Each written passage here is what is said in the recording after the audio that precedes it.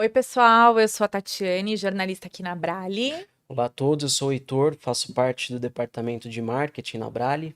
Começamos agora mais um AbraleCast e Heitor, nosso tema de hoje é super importante, que é o linfoma do manto. Isso aí, Tati. Hoje, além do tema ser especial, a gente está com pessoas muito especiais aqui também, nossas parceiras do Hematotalks. Então, estamos com a doutora Natália Zing, que é médica oncohematologista da BP, a Beneficência Portuguesa de São Paulo, e a doutora Thaís Fischer, que é médica oncohematologista do AC Camargo Cancer Center. Então, sejam bem-vindas. Obrigado.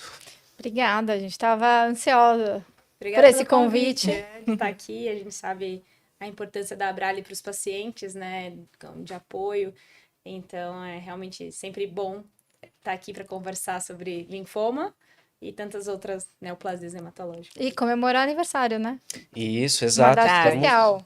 Estamos comemorando o aniversário da Abrale aqui hoje também. E bom, para começar, eu queria direcionar a primeira pergunta para a doutora Natália. O que que é o linfoma do manto? Por que que ele é um linfoma diferente? Ele é um tipo não Hodgkin? Como ele se caracteriza? Tá bom, obrigada. Então vamos lá. Para começar, a gente sempre fala, né? Essa coisa de Hodgkin, não Hodgkin. Os pacientes perguntam muito pra gente. Isso é a primeira pergunta. E isso nada mais é do que uma classificação histórica. Então, o Hodgkin descreveu o linfoma de Hodgkin décadas atrás. E depois todos os outros subtipos de linfoma que foram aparecendo, que eram diferentes do que ele descreveu no início, que tem olhos de coruja, etc., entraram no grupo dos não Hodgkin. Mas hoje a gente tem dezenas de subtipos de não Hodgkin e a gente sempre brinca que uma das certezas da vida é que vai vir uma nova classificação de linfoma. E isso vai mudando porque a gente vai aperfeiçoando o nosso conhecimento sobre as doenças, né?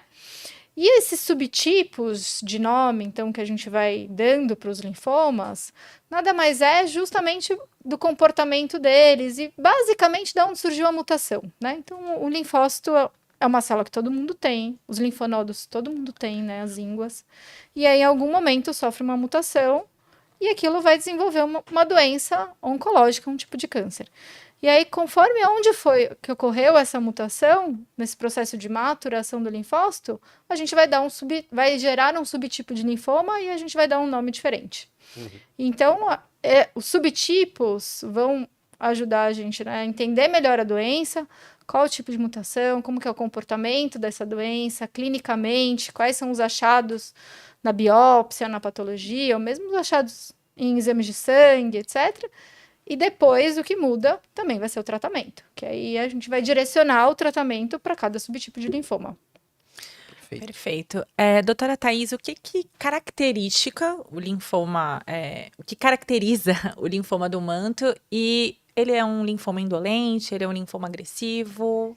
Então, o linfoma de células do manto, dando continuidade que a Natália falou, ele é um linfoma que se origina na célula do manto, na região Na zona do manto do linfonodo, né? Então, por isso que é o linfoma de células do manto, porque ele tá naquela região. E a gente entendia ele no começo como um único linfoma, e a gente costumava falar classicamente que ele é um linfoma indolente com comportamento agressivo, porque a vida não é fácil, né? Então, as classificações não são tão estanques, né? A gente não precisa dizer que o linfócito parou ali, e aí ele surge a mutação e ele é estanque. Mas hoje em dia que a gente conhece, então realmente a grande maioria desses pacientes terá um comportamento mais agressivo, com linfonodomegalia, com suor à noite, com perda de peso, dificuldade para se alimentar até pelo tamanho do baço, né? Então, mas ele tem algumas zonas cinzentas, né? Então, hoje em dia a gente chama de linfoma de células do manto, inclusive o linfoma de células do manto indolente, que tem classicamente SOX11 negativo, que é um marcador, e o linfoma do manto clássico, que é que eu já falei, e um mais agressivo ainda, que a gente chama de manto blastoide. Então, mesmo dentro de uma mesma classificação de linfoma de células do manto, que dá origem na zona do manto do linfonodo, a gente tem uma heterogeneidade. Então, mas se a gente for em termos de grossa maioria desses linfomas, ele terá um comportamento um pouco mais agressivo, ou seja, será mais sintomático e precisará de tratamento. Mas isso não é uma verdade absoluta. Aí, até para complementar, então, dentre todas as possíveis classificações, igual Hodgkin, não Hodgkin, tipo de linfócito, se o linfócito é B, se o linfócito é T, a gente também tem essa classificação clínica, né, de indolente e agressivo. E uma vez a gente também falou, porque a gente fala muito, né, indolente, e os pacientes falaram, mas o que quer dizer indolente? Agressivo, eu entendo o que é agressivo, mas o que quer dizer indolente? E nada mais é que não causa dolo, ou seja, que não está causando nada. Então, o linfoma do manto é um espectro também de linfomas que muitas vezes vão ser um achado de exame. E o paciente não necessariamente está sentindo nada. Então, como a Thais falou, a gente vai ter o linfoma do manto, que o paciente não tem nada, vai ser um achado de exame. E muitas vezes a gente realmente não vai precisar intervir, porque já que o linfoma não está causando nenhum dolo para o paciente, a gente também não vai causar nada. E a gente vai acompanhar ativamente. E a gente tem o outro espectro de doença que é muito sintomático, a doença é muito agressiva, evolui rapidamente, e aí a gente também tem que intervir de uma forma mais agressiva. E só retomando, né, nesse cenário de sinais e sintomas, é muito importante o acometimento dos sítios extranodais. O que é isso? Quando não está só nas ínguas, ele é um linfoma que classicamente está no trato gastrointestinal. Então, retomo um pouco o que a Natália falou, no sentido de que ele pode ser um achado de uma endoscopia de rotina, numa colonoscopia que foi feita para triagem da idade, não? Então, ele não foi só encontrado. E até 50% desses pacientes vão ter envolvimento do trato gastrointestinal. E também podem ter linfocitose, ou seja, alteração só no hemograma, que um cardiologista vai ver, um clínico vai ver uma alteraçãozinha no hemograma. Que confunde muito com uma leucemia linfocítica crônica. Caramba. E apesar de, assim, ele é um linfoma de pacientes mais velhos, classicamente homens, então homens em torno de 65, 70 anos, em estadios avançados, geralmente já tem medula envolvida, medula óssea, trato gastrointestinal, além de linfonodos, mas que pode ser puramente um achado, né? Não necessariamente cursar com sintomas de um linfoma agressivo, ele pode ter sido encontrado ao acaso. É interessante isso que vocês falaram, porque a gente vê exatamente isso nas nossas redes, por exemplo, quando os pacientes vêm até a Brale, e é esse espectro, assim, de pessoas que não tiveram nenhum sintomas, que foram caracterizados com o linfoma do manto, e pessoas que já tiveram vários sintomas. Sim. Né? Então, é muito interessante. E pegando um gancho nessa questão dos sintomas também, esse tipo de linfoma, ele tem os sintomas mais clássicos, né? Os sintomas B, né? Ou ele pode fugir um pouco disso. Por exemplo, você comentou a questão do intestino ali, né? Do estômago. Como que ele fica nessa parte?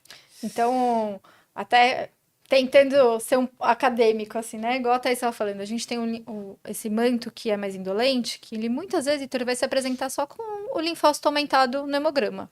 Então, vai ser um paciente que fez um hemograma, e na grande maioria das vezes não é no primeiro hemograma também que ele vai pro hemato. A grande maioria dos que a gente vê já tem alterações no hemograma, às vezes há 1, 2 anos.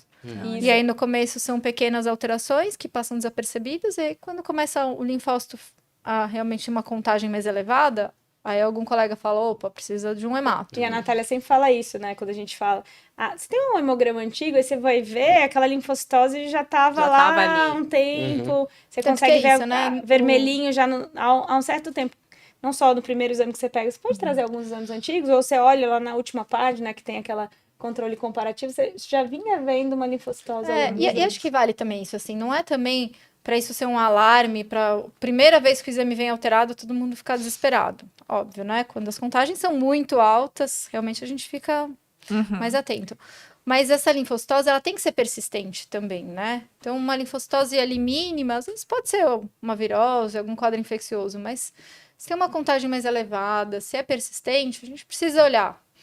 E aí, até vou fazendo já um paralelo com quais exames a gente vai pedir. Então, nesses casos com linfócito aumentado, como a gente vai saber se é manto, se é LLC, se é outra doença? A gente faz aquela imunofenotipagem de sangue periférico. Então, é um exame normal, assim, que a pessoa coleta no laboratório, no braço e etc.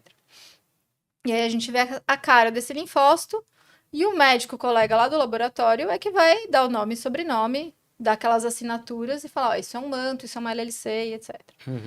Depois a gente pode ter os linfonodos, que também é muito característico no linfoma. Né? Uma doença dos linfonodos, ou que popularmente as pessoas chamam de ínguas, gânglios. E também já pegamos um paciente assim, foi fazer massagem, foi fazer uma mamografia e tinha um linfonodo aumentado e a pessoa não tá nem percebendo. Ou exames ginecológicos. Viu linfonodomegalia nos exames de rotina, né? Tanto da mama quanto tração transvaginal. Tração de abdômen foi feito por rotina. E aí, ou o paciente também Tá se puramente palpando, sintomático, né? Consegue né? ver. E aí tem os sintomas B que você colocou também, que são muito clássicos, que a gente vê mais no manto clássico. Então, o paciente pode ter febre sem infecção, geralmente no final do dia.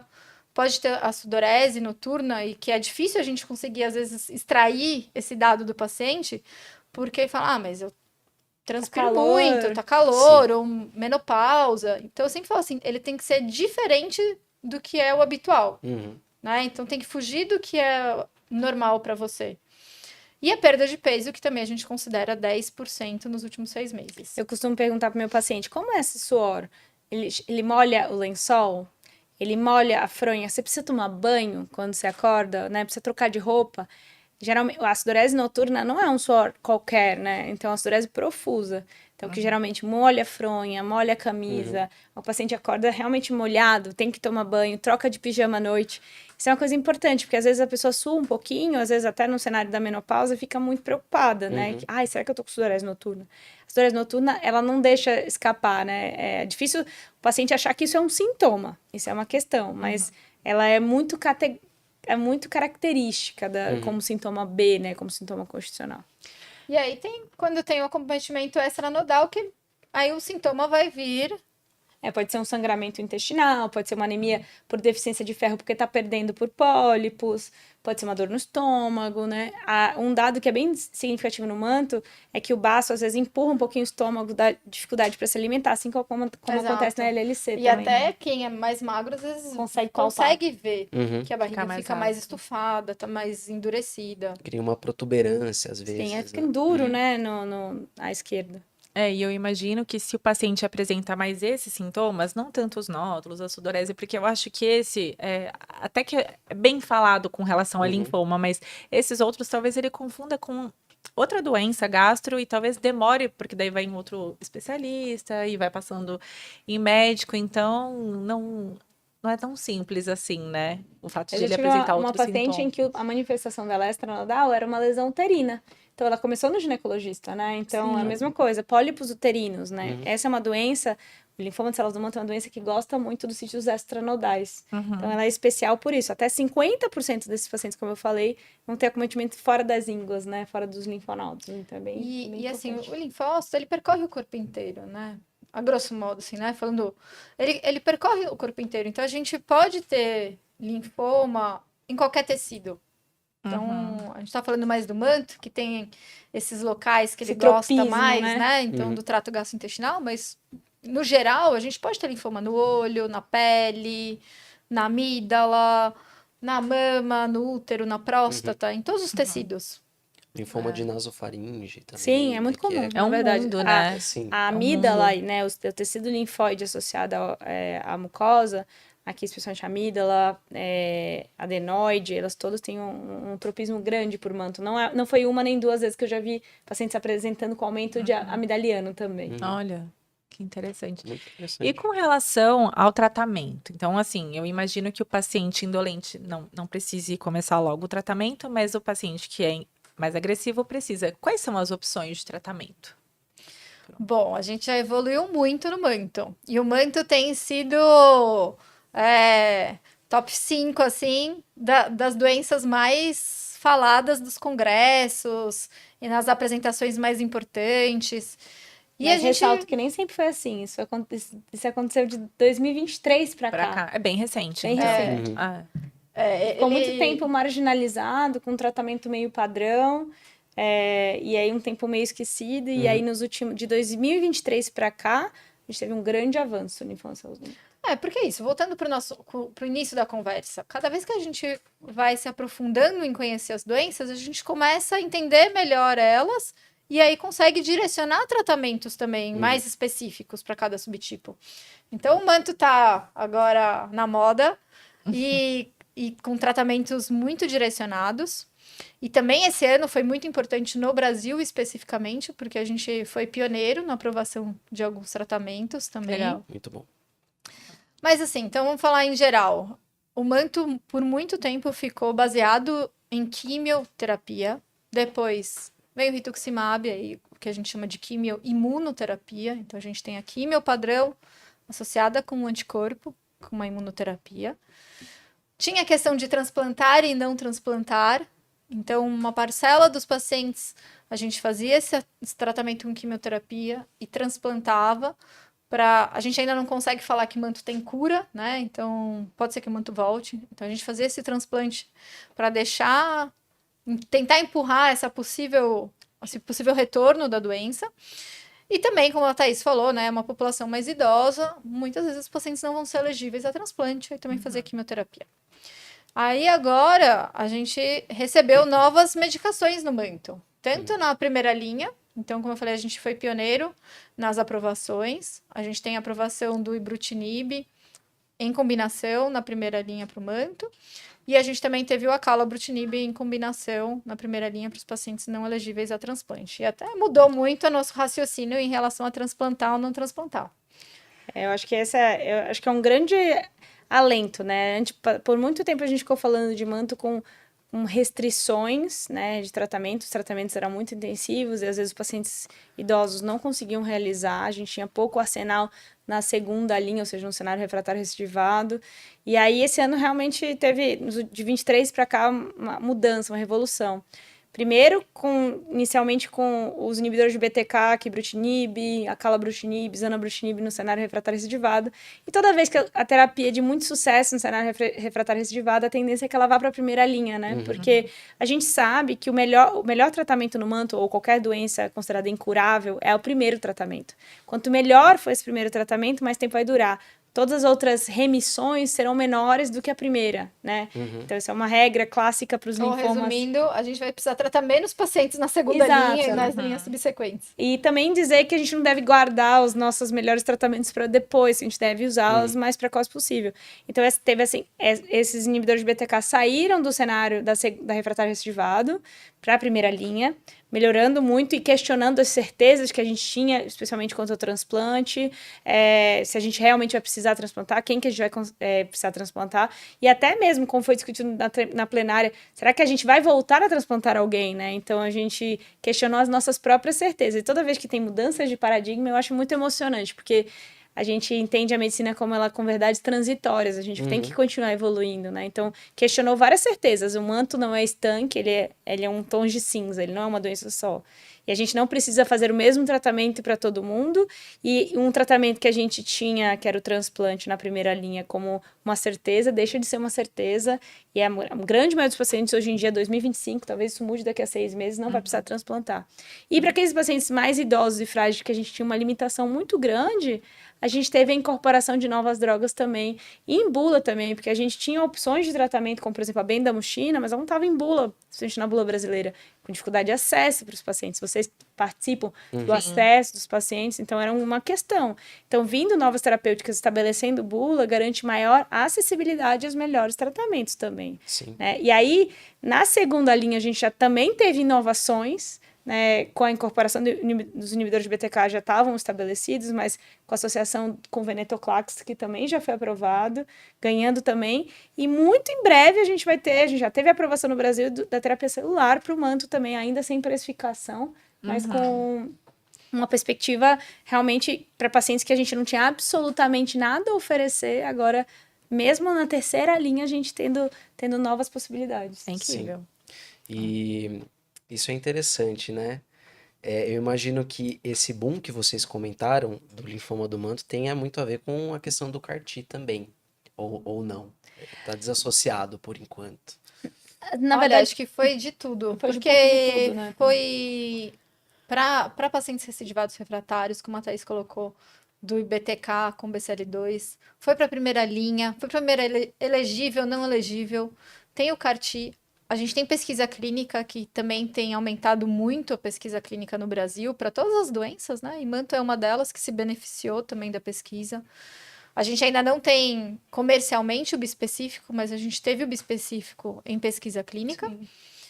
Tem o CAR-T e então assim, acho que em todos os cenários o manto brilhou e aí a gente tem recebido em todos os lugares. Então, por isso que ele continua sendo, sempre ele tá ali no top 5. Porque é uma primeira linha, ou é recidivado, ou é paciente politratado. E quando me perguntam assim, é a expectativa do paciente, porque quando eu estava dando uma aula esses dias e contei a história de um paciente nosso que teve diagnóstico em 2017, e aí ele, naquele momento, a verdade, a primeira linha já era outra do que é hoje em dia, mas a gente fez uma primeira linha que ele fez quimioterapia em alta dose, seguida de transplante, teve muita dificuldade mesmo no paciente jovem. E aí, quando eu comecei a segunda linha dele, há quase 4 anos atrás, a gente só tinha os inibidores de BTK. E eu falava, meu Deus, mas vai acabar, e o que vai surgir? Mas foi ele ter uma primeira linha de qualidade, garantiu que ele tivesse acesso a uma segunda linha, e quando ele progrediu da segunda linha, ele teve acesso à pesquisa clínica. E eu já tinha outras alternativas. Então, eu lembro claramente da minha sensação de falar, meu Deus, eu tô dando a última alternativa. Mas aquela última alternativa garantiu tempo para ele ganhar as linhas que vão aparecendo subsequentes. Então, hoje em dia, o que eu penso é o inverso. Agora você teve acesso à pesquisa, para ele te dar mais tempo, que a gente sabe que é uma doença incurável, para quem sabe receber uma quarta linha de tratamento ainda, né? Então, acho que essa é a grande mudança de paradigma.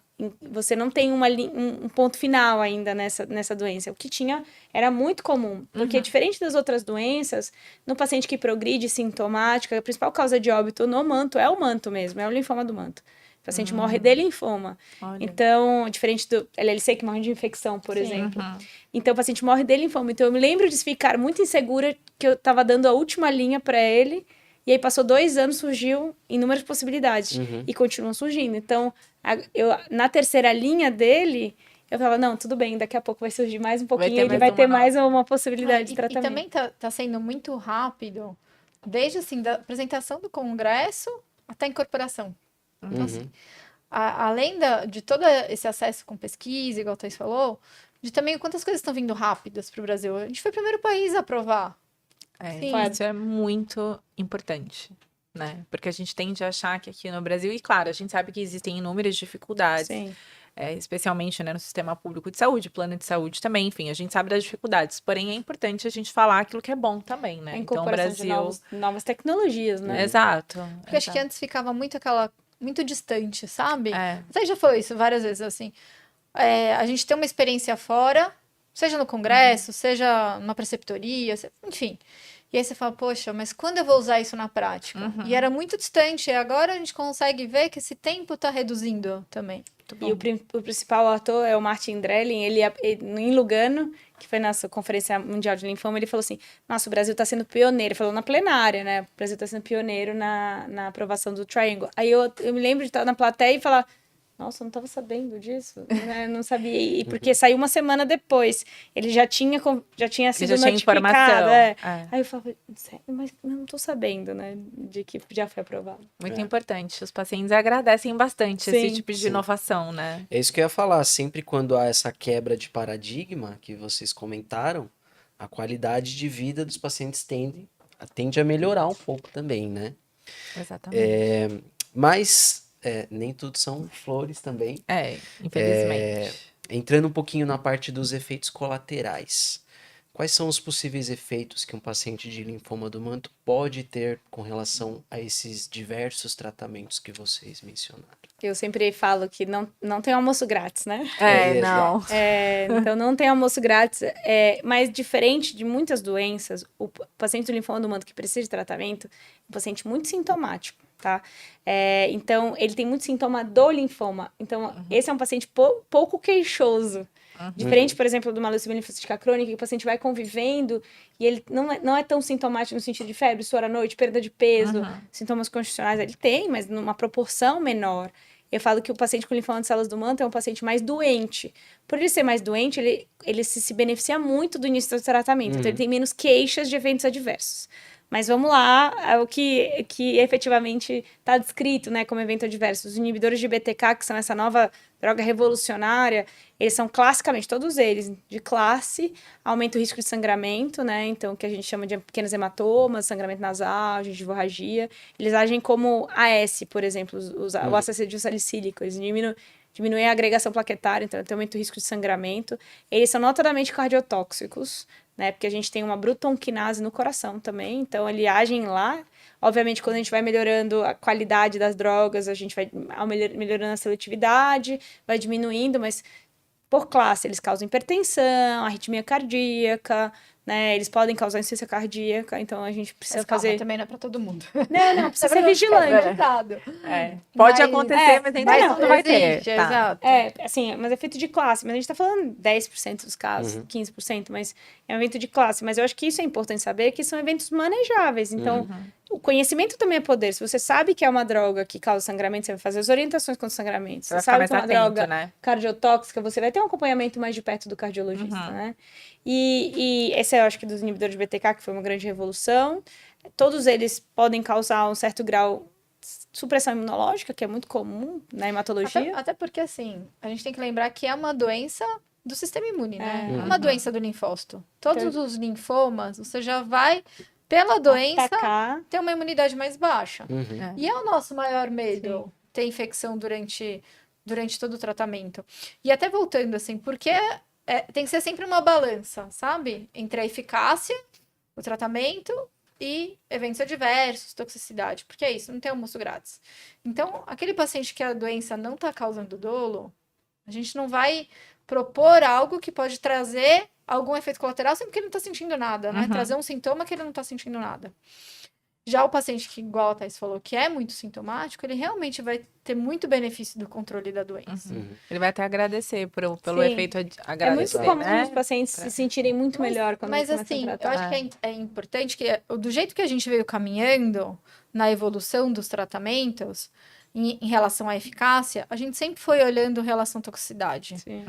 Nada vai valer a pena, e os estudos muitas vezes falam isso, olha, a eficácia é muito boa, mas a toxicidade foi muito alta. Então, é um estudo que é negativo, não foi bom. Mesmo a Sim. eficácia sendo boa, não pode ser a todo custo. Mas a nossa evolução tem caminhado para uma eficácia melhor e uma toxicidade menor também. Inclusive, qualidade de vida é um desfecho de muitos estudos clínicos hoje em dia, né? É. E aí, só terminando dos eventos adversos, quando a gente tiver os biespecíficos, que ainda não estão, e a terapia celular, a gente tem também grande preocupação com infecção e com o impacto na imunidade, né? Além de novos eventos que a gente aprendeu a lidar dentro da hematologia, que são os fenômenos imunes, né? Que são aquelas febres que a gente chama de síndrome de liberação de citocinas, eventos neurológicos, os quais a gente aprendeu a lidar muito bem, até porque a gente já executa CAR-T específico em outros subtipos. Então, a gente já vem nessa curva de aprendizado, mas são novas tecnologias, novas drogas, novos eventos adversos que a gente vai ter que aprender a lidar. Sim. E até a pesquisa é uma oportunidade, né, de aprender, de manejar as medicações novas. Mas, assim, a rigor, a gente tem conseguido ter uma maior sobrevida. Então, os pacientes vivem mais, Sim. mas eles vivem melhor. Também não é viver a qualquer custo, de novo. Sim. Então, a gente tem uma eficácia melhor dos tratamentos, com uma qualidade de vida melhor e menos toxicidade. E aí eu queria trazer uma das coisas que eu sempre trago nas minhas aulas de manto, que é um artigo até do Guilherme Perini, que ele fala, tá todo mundo convidado para essa festa, né, tipo, de novas inovações, de novas tecnologias, de melhora de sobrevida, e a verdade é que a gente tem muito a avançar, né, no Brasil, 30% só saúde suplementar, 70%. Então, a gente ainda tem tanto para caminhar no SUS. Então, eu sempre gosto de ser muito entusiasta quanto às novas terapias. Eu realmente sou. A gente está num centro que consegue ter acesso, né, a novas terapias. Mas eu sempre falo nas aulas, dependendo de se você tiver um bom feijão com arroz bem feito, vai muito bem, entendeu? Assim, se você não tiver acesso a novas drogas, fazer o básico muito bem feito... Às vezes é o melhor, porque não adianta eu tentar fazer o perfeito se eu não conseguir dar o bom para o paciente, né? Sim. E isso é uma verdade, por exemplo, paciente do SUS. A gente interroga muito o benefício do transplante hoje em dia, mas se você não tiver acesso a rituximab e ibrutinib, você tem que transplantar esse paciente, Sim. né? Então, você tem que saber muito bem a realidade que você está inserido para te extrair o melhor daquela realidade também. Às Sim. vezes nem o feijão com arroz você consegue Oferecer com qualidade, né? Exato, exatamente. E a gente tem que brigar por isso, por acesso, né? Urgentemente. E eu acho que vocês fazem um excelente trabalho da gente continuar brigando por acesso para que todo mundo, e não só uma pequena parcela da população, tenha acesso a todas essas inovações que a gente tem, né, disponível. Sim, esse é um dos nossos papéis aqui na Abrale, estamos aí nessa luta. Eu queria falar um pouquinho sobre a questão da recidiva. Vocês comentaram que ela é comum, né, nos pacientes de linfoma do manto. Então, eu queria entender por quê, né, que esses pacientes têm essa recidiva e essa questão da cura também, né, pelo menos aqui na Abrale, os pacientes, aliás, eu acho que a maioria dos pacientes que, pelo menos no momento do diagnóstico, a primeira coisa que eles querem saber é, eu vou curar? Sim. E aí, no caso do linfoma do manto, a gente já entendeu que não. Então, ele é considerado uma doença crônica, é isso? Para sempre eu vou ter o linfoma do manto? A gente fala muito na hematologia que a doença está em remissão. Tá. Então, muitas vezes vão ser fases. Então, às vezes no diagnóstico, o paciente está muito sintomático, etc. A gente tem que ir para uma fase que a gente fala de indução, seja qual for, para controlar a doença, mais medicamento, uma fase mais intensa de tratamento. Depois controla a doença, vai para uma fase transplante, por exemplo, a gente fala que é meio que uma consolidação daquela resposta. É para deixar aquela resposta mais tempo profunda, o paciente em remissão. Depois uma fase de manutenção. Então, às vezes o paciente vai usar ali só imunoterapia, que é para manter a resposta. Então, um tratamento mais brando. Depois ele vai ficar sem tratamento também muito tempo. E o nosso objetivo é que ele fique cada vez mais tempo sem tratamento também. Mas enfim, a doença voltou a ter linfonodo, voltou a ter linfocitose, baço, tá com sintoma, precisa tratar. E por que isso ocorre? Porque a gente não necessariamente tem todas as ferramentas ainda para ver se a gente conseguiu zerar todos os linfócitos e todas aquelas células. Então, às vezes o paciente fala, poxa, mas eu fiz um PET, o PET está negativo. O PET ainda é uma ferramenta grosseira. É o que o olho vê, né? Então, a gente começa depois a usar outras ferramentas que são mais microscópicas, né? Eu falo que para um PET vir resta positivo, nada. tem que ter 1 × 10^8 células. Imagina. Você não consegue medir isso. É muita célula, na verdade, para vir positivo um PET. Sim. Eu tô falando estimado de um linfonodo, né? Mas assim, então, quando a gente desce mais profundo, como já aconteceu na leucemia aguda, e tá caminhando nas doenças linfoproliferativas, a gente talvez descubra que aquela remissão, na verdade, é uma remissão parcial, que ainda tem célula circulante. Entendi. Então, e os estudos vêm também tentando usar isso como uma ferramenta para ver, poxa, será que esse meu tratamento foi muito bom, que a gente conseguiu zerar e não deixar mais nenhuma célula? Então, a gente vai caminhando para também achar ferramentas para detectar isso. E, bom, se a doença volta é porque alguma célulazinha sobrou. E eu falo que apesar da gente falar de atividade, remissão e o período, eu costumo... Porque eu sei o que você está me perguntando. Poxa, o paciente vai chegar numa primeira consulta e você vai dizer para ele que ele tem uma doença incurável. Mas eu falo que incurável tem 2 maneiras da gente enxergar. É realmente não entender como uma doença que vai estar sempre ativa, ela vai entrar em remissão, vai precisar ser olhada. Mas também é uma coisa que a gente fala bastante, eu e a Natália, que a gente é um momento oportuno para você investir em saúde, né? Então, não é não fazer nada quando não precisa tratar, é observar ativamente, é cobrar modificação de estilo de vida, modificar os fatores corrigíveis, por exemplo, cardiovasculares. Nesse segmento, nessa remissão, você acaba diagnosticando promover outros saúde. problemas, né? E aí, não no linfoma do manto, mas em outros linfomas indolentes, no manto não, porque a gente tem impacto de sobrevida global pela doença em si, mas, por exemplo, em outros linfomas indolentes, como o linfoma folicular, existem estudos que mostram que a população, mesmo com uma doença incurável, pode viver mais que seus pares da população, iguais, etários, porque eles são mais bem vistos pelo médico. Porque, né? exato, eles vão se cuidar melhor. Exato. Né? Então, acaba que aquela doença oncológica vira uma oportunidade para você promover saúde. Em todo o resto, todo o redor. Então, e aí, assim, a doença pode voltar porque ficou uma célulazinha lá, e a gente não tem ferramenta ainda que consiga detectar, como também vai sofrendo outras mutações, né? Então, às vezes, aquela célulazinha ganha espaço depois e volta a crescer, ou ela sofre de uma nova mutação e aquela doença desenvolve de outra forma. Sim. E aqui eu vou trazer só um termo técnico que a gente tem um gene muito importante no manto, que é o TP53. ele é a principal via de progressão de doença, especialmente pós-inibidor de BTK, e é o principal acelerador das transformações, das doenças mais graves. Então, ele é um inibidor da morte celular, então ele faz a doença se proliferar mais. Ele é um É o grande nosso calcanhar acelerador. de Aquiles também. É, nosso calcanhar de Que é mais difícil pra gente tratar. Mas enfim, acho que essa coisa. E também, assim, é uma doença crônica, é que aí vira uma coisa meio de terminologia, que às vezes as pessoas podem também não dar bola, sabe? Uhum. Então, uma doença crônica e tudo bem? É. Não tá tudo bem. De novo, a gente precisa se cuidar, precisa olhar vigiar. com Não pode, atenção. a gente Sim. não pode perder o respeito por isso. Uhum. Então, precisa olhar com atenção a doença, precisa promover saúde para as outras questões, olhar o paciente como um todo. Então, E ressignificar o incurável, né? Porque tirar esse peso do eu tenho uma doença incurável e tentar entender ser que uma isso vai ser. sentença. Não, É. não necessariamente é uma sentença. Até porque eu sempre falo isso para meus pacientes, a principal, quando eles começam a não aderir às modificações de estilo de vida que a gente tanto propõe, que eu falo, a principal causa de morte no país, epidemiologicamente, não é linfoma, é doença cardiovascular. É. Então não adianta nada eu ter 100% controlado meu linfoma se você não estiver cuidando do colesterol, triglicérides, doença cardiovascular de uma maneira geral, melhorar performance físico. Eu realmente acredito que é uma grande oportunidade de você promover saúde, realmente. É tudo um combo, né? E isso é interessante. A gente recebeu um convidado aqui uma vez que estava tratando uma outra doença, mas acho que dá para relacionar no caso do manto.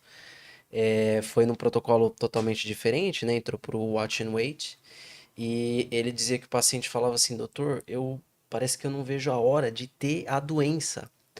Porque eu fico nesse limbo, entre aspas, e isso, Dá pra uma ele, angústia, né, né? exatamente, era muito angustiante. Então, pô, você imagina, a pessoa fala, nossa, parece que eu quero ter a doença de fato, né? Mas isso que você está falando é a coisa mais comum do consultório. Eu sempre falo que E é o mais difícil. mais difícil. Que essa é a consulta mais difícil, que ela não é muito mais simples você ter um linfoma agressivo e sair de lá com uma prescrição de químio do que você ressignificar muita coisa. Essa é a pergunta número essa é a consulta mais difícil. E o que eu costumo, o conselho que eu dou para os pacientes, eu falo, você não é um linfoma, né? Você é uma pessoa com linfoma, acho que essa é a primeira questão. Então, você tem que ressignificar a sua vida dentro desse contexto.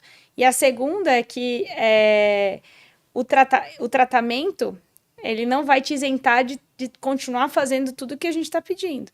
Então, eu sempre falo, coloca essa doença na mala do carro, segue a vida, abre a janela, segue e só abre a mala do carro de novo quando vier em consulta. Porque se você viver isso todos os dias, você realmente se torna insuportável. Né? Sim, com Mas certeza. também é isso para os pacientes que estão em remissão. Porque aí toda consulta, todo exame, É uma dá ansiedade. aquela ansiedade. Vou ter ou não uma recidiva, né? Acho que eu acho que a relação médico-paciente é muito importante por causa disso. Porque aí é uma relação de troca, né? Você está confiando a mim a vigilância ativa e eu estou confiando que você vai tentar seguir da melhor forma possível essa doença. Acho que essa é a via de mão dupla mesmo E tudo isso que a gente faz para justamente, ainda mais nas doenças hematológicas, que ainda são muito desconhecidas popularmente, e tentar levar mais conhecimento, também vai diminuir a angústia. Porque aí as pessoas veem que tem mais tratamento, que os tratamentos estão melhores, que as respostas são melhores, que a toxicidade é mais baixa.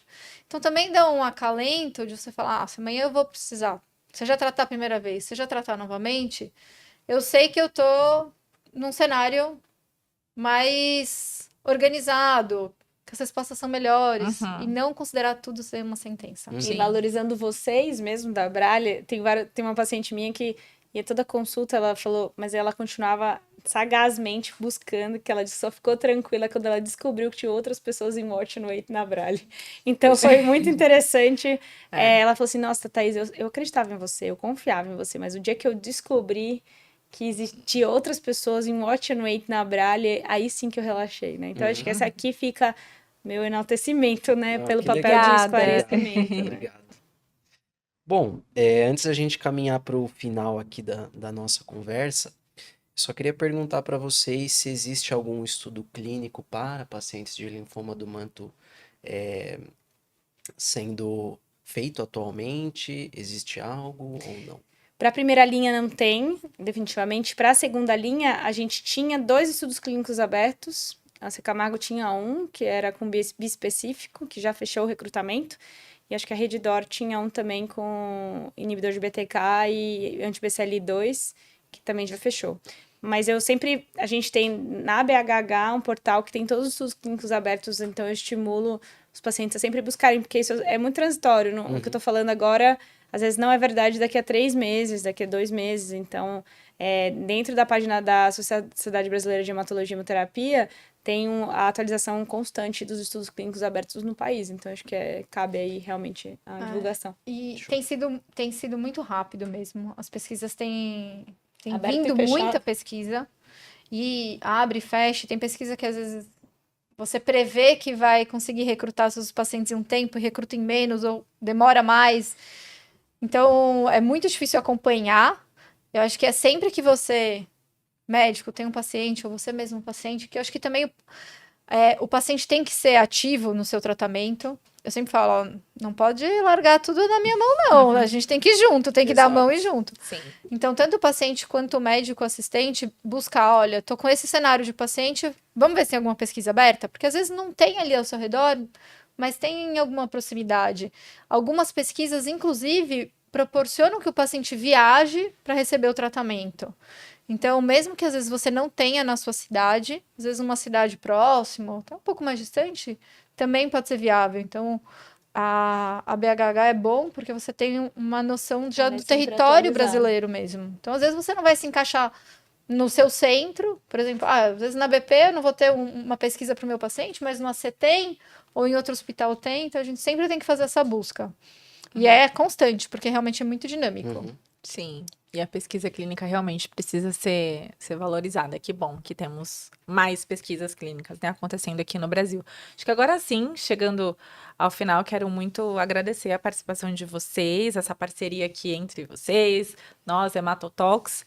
E queria que vocês deixassem uma mensagem para quem está ouvindo ou assistindo aqui o AbraliCast. Bom, acho que o que eu posso dizer foi o que eu falei agora, que realmente o paciente, ele precisa ser parceiro nosso, durante todo o tratamento. Então, o paciente tem que ouvir, tem que fazer as mudanças que são dele, que outra pessoa não pode fazer. Ele tem que ser ativo, ele tem que buscar informação, ele tem que se conhecer. E todo o trabalho que a gente faz é justamente para tirar aquele Dr. Google, né?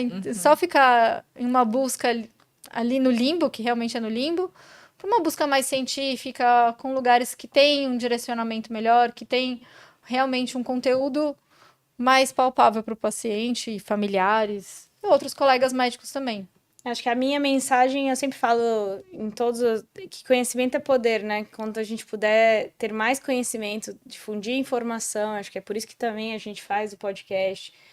Se a gente puder dar mais informação, você dá mais poder para o paciente tomada de decisão e de protagonismo mesmo durante todo o seu tratamento, né? Desde o diagnóstico, durante o tratamento, os questionamentos. A gente saiu de um momento de uma medicina totalmente passiva para uma medicina em que há divisão de responsabilidades. E que bom que isso aconteceu, né? Então, eu acho que, sim, a gente precisa engajar cada vez mais as pessoas. E concordo, mas em locais de forma segura, para também não gerar pânicos, né? Porque muitas vezes a internet gera muito mais pânico do que resposta. Então, eu sempre estimulo os pacientes a buscarem conhecimento em portais adequados, né? Então, e a gente tem, né? A gente tem a Sociedade, tem a Abrali, tem vários lugares de confiança, tem o NCCN para quem tem domínio do inglês, né? Que é uma parte só para pacientes. Então, acho que conhecimento cada vez mais é poder e protagonismo no seu tratamento, porque não exige uma passividade só, então que você seja protagonista do tratamento também. Maravilha. Perfeito, pessoal. Então, muito obrigado mais uma vez. A gente agradece mesmo a participação de vocês aqui. E bom, para você que está nos assistindo, siga a Abrali nas redes sociais, né? Nós estamos disponíveis em várias plataformas. Siga também o Hematotalks, né? As doutoras Thaís e Natália não falam só sobre linfomas, mas também outras doenças do sangue. Então, super legal o conteúdo delas. Acesse também e é isso. A gente se vê numa próxima. É isso, gente. Obrigada, Tchau, obrigada. obrigada. Tchau, obrigado.